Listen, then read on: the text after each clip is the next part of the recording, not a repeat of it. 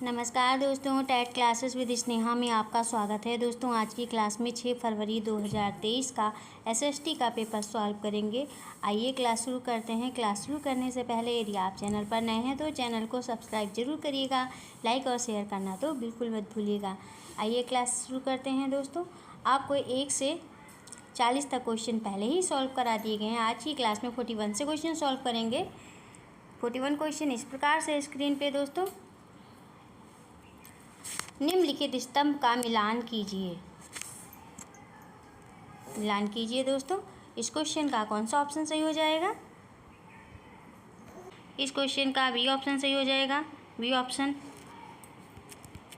इस प्रकार से मिलान करेंगे दोस्तों।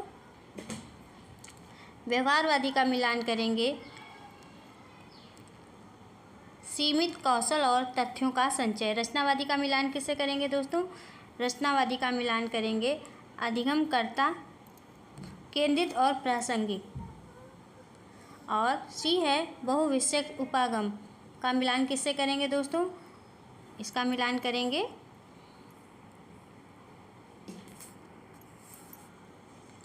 विषय हमेशा स्वतंत्र होते हैं। और अंतर्विषयी उपागम का मिलान किससे करेंगे? इसका मिलान करेंगे समाकलित ज्ञान में सहायता करना। नेक्स्ट क्वेश्चन है दोस्तों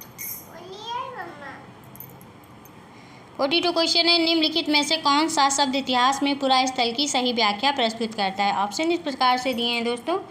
इस क्वेश्चन का कौन सा ऑप्शन सही हो जाएगा? 42 का बी ऑप्शन सही होगा। बी ऑप्शन इस प्रकार से स्क्रीन पे, वह स्थान जहां औजार, बर्तन और इमारतों जैसी वस्तुओं के अवशेष मिले हों। वह स्थान जहां औजार, बर्तन और इमारतों जैसी वस्तुओं के अवशेष मिले हों, वह या तथ्य इतिहास में पुरा स्थल की सही व्याख्या प्रस्तुत करता है। प्राचीन भारतीय इतिहास की सामग्री को समझने योग्य बनाने के लिए इतिहासकारों ने इसे 3 भागों में बांटा है। एक तो है प्रागैतिहासिक काल, दूसरा आदि ऐतिहासिक काल और तीसरा ऐतिहासिक काल। प्रागैतिहासिक काल का इतिहास पूर्णतः पुरातात्विक साक्ष्यों से ही ज्ञात होता है, क्योंकि इस काल का कोई लिखित साक्ष्य उपलब्ध नहीं है। नेक्स्ट क्वेश्चन है दोस्तों 43 क्वेश्चन। एक शिक्षिका अपने विद्यार्थियों के साथ अल्पसंख्यक समुदाय के जीवंत अनुभवों के बारे में चर्चा करना चाहती है। कौन सी अति उपयुक्त शिक्षण रणनीति होगी? इस क्वेश्चन का कौन सा ऑप्शन सही होगा दोस्तों? ऑप्शन इस प्रकार से दिए हुए हैं।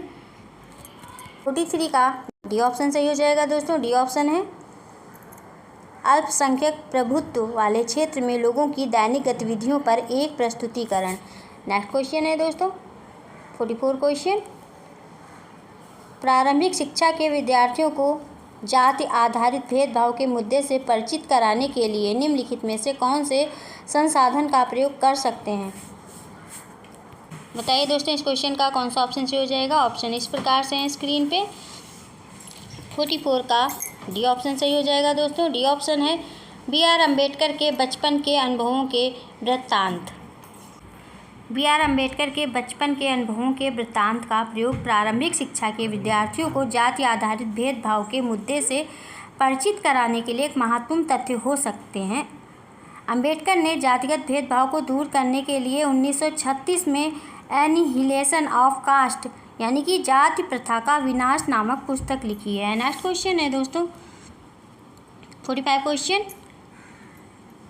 एक इतिहास की अध्यापिका मौर्य राजवंश का उदय विषय को अपने विद्यार्थियों को पढ़ाना चाहती है। निम्नलिखित में से कौन सी शिक्षण सहायक सामग्री की इस्तेमाल उन्हें करना चाहिए? इस क्वेश्चन का कौन सा ऑप्शन सही होगा दोस्तों? इस क्वेश्चन का कौन सा ऑप्शन सही होगा दोस्तों? सी ऑप्शन सही हो जाएगा। सी है प्रगतिशील समय रेखा।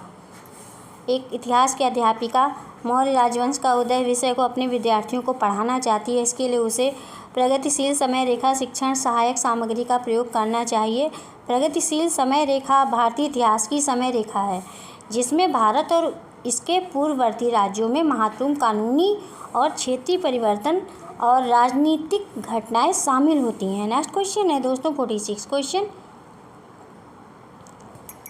विविधता के बारे में पढ़ाने के लिए वृत्तचित्र प्रासंगिक है अगर शिक्षक इसका प्रयोग टेस्ट में क्या फील करेंगे दोस्तों? के लिए करता है। 46 का कौन सा ऑप्शन से होगा दोस्तों? ए ऑप्शन इस प्रकार से है, 46 का ए ऑप्शन सही हो जाएगा दोस्तों।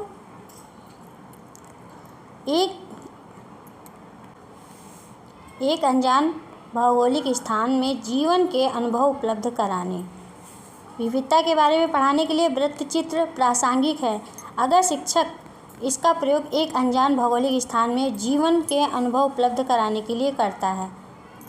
इस विविधता से आशय यहाँ पर यह है कि अलग अलग प्रकार के धर्म, बोली, भाषा और अर्थात समाज, जैसे भारत एक विविधतावादी राष्ट्र है, मतलब कि यहाँ विभिन्न प्रकार की बोलियाँ, भाषाएं और सभ्यताएं और अनेक धर्म और जातियाँ मिलती हैं। 47 क्वेश्चन है, एक 7वीं कक्षा की सामाजिक विज्ञान अध्यापिका अपने विद्यार्थियों को ग्राम पंचायत के दफ्तर के दौरे पर ले जाती है। इस शिक्षण विधि के क्या फ़ायदे हैं? क्या फ़ायदे हैं दोस्तों? पहला फ़ायदा है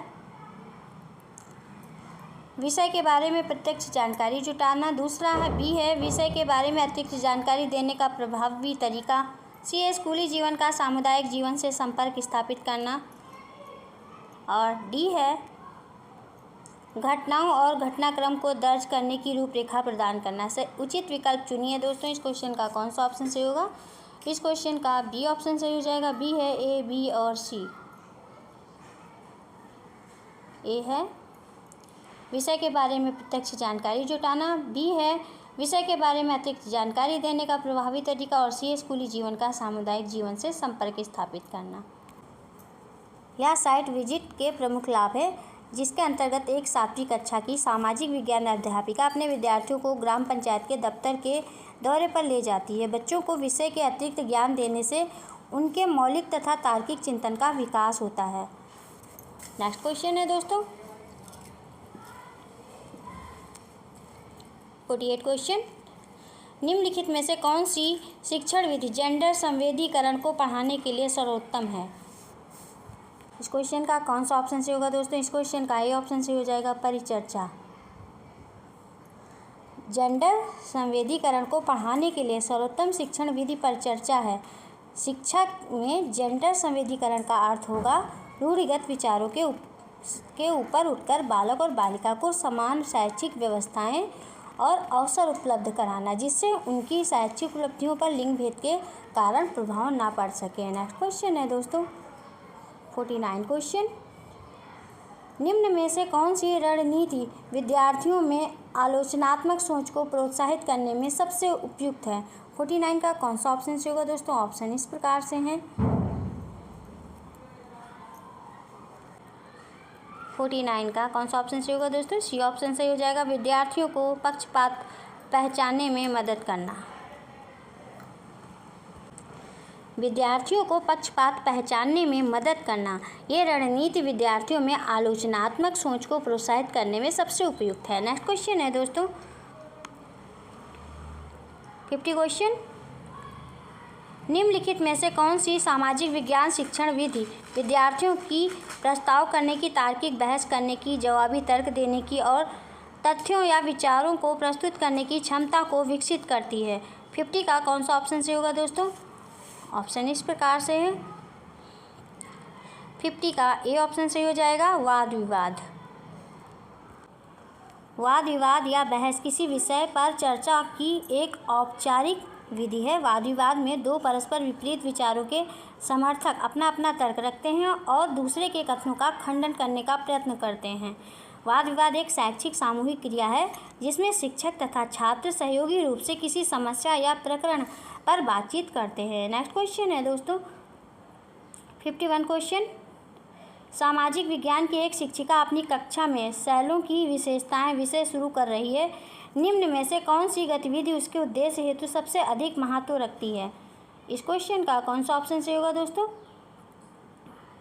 ऑप्शन इस प्रकार से हैं 51 का डी ऑप्शन से हो जाएगा दोस्तों। डी ऑप्शन है विभिन्न प्रकार की सेलों को लाना तथा इनका प्रयोग इन सेलों की विशेषताओं को पहचानने तथा तुलना करने में करना। जैसी गतिविधि उसके उद्देश्य हेतु सबसे अधिक महत्व रखती है। सामाजिक विज्ञान समाज का विज्ञान है।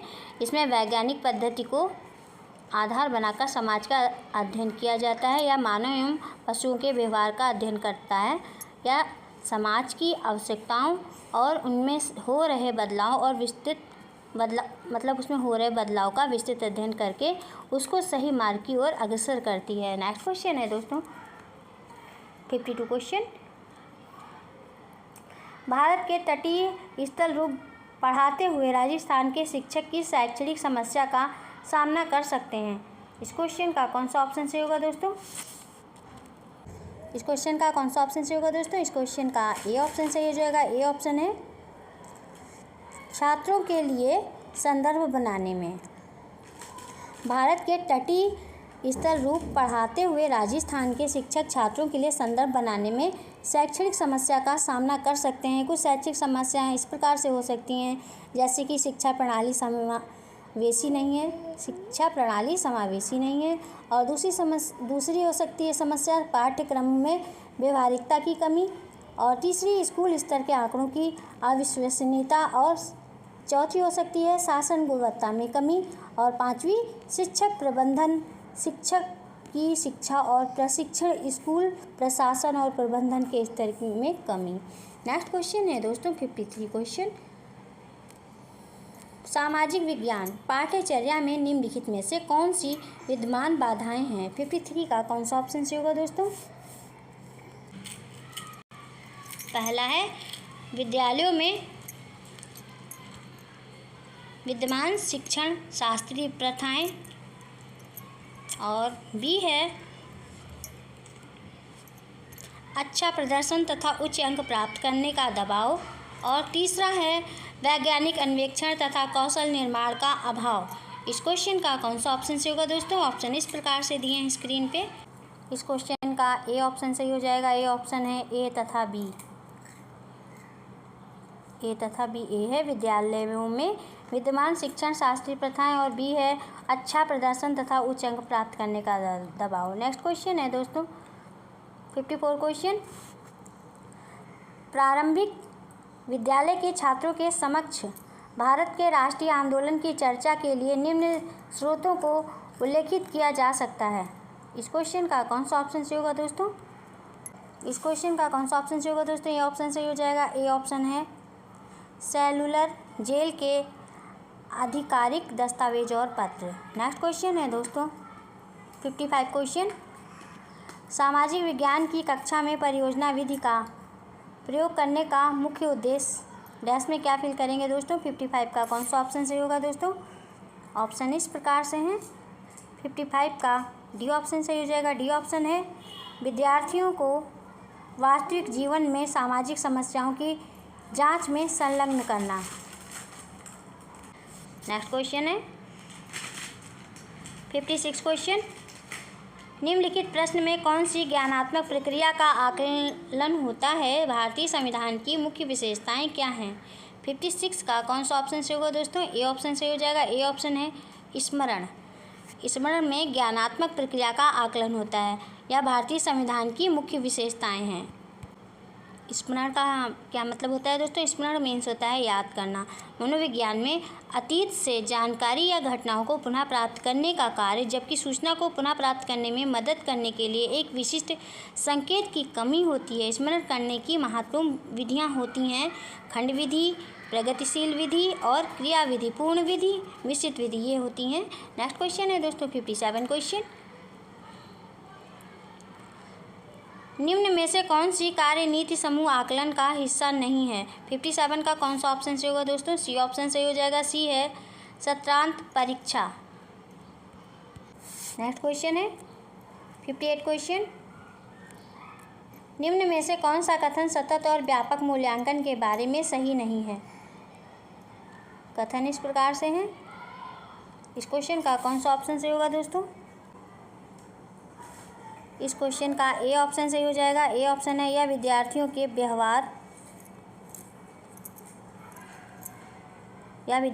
व्यवहार के केवल संज्ञानात्मक पक्ष की आवश्यकता पूर्ति करता है। यह सही नहीं है। जबकि सतत और व्यापक मूल्यांकन के बारे में मूल्यांकन रणनीतियाँ शिक्षण अधिगम प्रक्रिया के साथ समाकलित हैं। यह विद्यार्थियों के सर्वांगीण आकलन को सुनिश्चित करता है और यह अध्यापकों को समय पर प्रतिपुष्टि प्रदान करते हैं। ये सभी सही हैं। सतत तथा व्यापक मूल्यांकन का अर्थ है छात्रों के विद्यालय आधारित मूल्यांकन की प्रणाली जिसमें छात्र के विकास के सभी पक्ष शामिल होते हैं। नेक्स्ट क्वेश्चन है दोस्तों 59 क्वेश्चन। लोकतंत्र विषय को शुरू करने से पहले एक अध्यापिका कक्षा में इससे संबंधित प्रश्न पूछती है, वो किस तरह का आकलन कर रही है। इस क्वेश्चन का कौन सा ऑप्शन से होगा दोस्तों? ऑप्शन इस प्रकार से हैं स्क्रीन पे। इस क्वेश्चन का ए ऑप्शन से हो जाएगा। ए ऑप्शन है पूर्ण अवधारणा का आकलन। ये ऑप्शन है पूर्व अवधारणा का आकलन। लोकतंत्र विषय को शुरू करने से पहले एक अध्यापिका कक्षा में इससे संबंधित प्रश्न पूछती है, वह पूर्ण अवधारणा का आकलन करना चाहती है। सीखने के आकलन का अभ्यास शिक्षकों द्वारा उनकी शिक्षण अधिगम प्रक्रिया के दौरान किया जाता है। नेक्स्ट क्वेश्चन है दोस्तों 60 क्वेश्चन। एक अच्छी तरह से डिजाइन किया गया पोर्टफोलियो डैश में क्या फिल करेंगे दोस्तों? होना चाहिए। 60 का कौन सा ऑप्शन से होगा दोस्तों? पहला है ए है उद्देश्यपूर्ण और व्यवस्थित, बी है विद्यार्थियों के प्रदत्त कार्यों और गतिविधियों को प्रतिबिंबित करने वाला, और सी है विद्यार्थी के एक लंबी समय अवधि के काम का संचयन। सही विकल्प का चयन कीजिए दोस्तों। इस क्वेश्चन का कौन सा ऑप्शन से होगा? इस क्वेश्चन का डी ऑप्शन सही हो जाएगा। डी है ए, बी और सी। इस क्वेश्चन के तीनों ही कथन सही हैं दोस्तों।